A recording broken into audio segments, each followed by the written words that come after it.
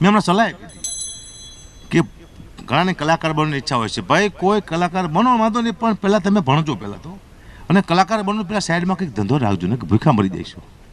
એ લોકડાઉનમાં ખબર પડી સાઈડમાં ધંધો હો તો વાંધો ન હોય તો કાળી કામડી લઈને ફરવું સાહેબ. હું કેવું એમ ભગવાને જો કરીને હા લોકડાઉન આવી છે, ઘણી દુઃખની વાતો છે. આ મારો છોકરો હમણાં મને કહેતો, મને કે પપ્પા મારું નાક બંધ થઈ ગયું. મેં તારા બાપનો બેટા આખો ધંધો બંધ થઈ ગયો છે.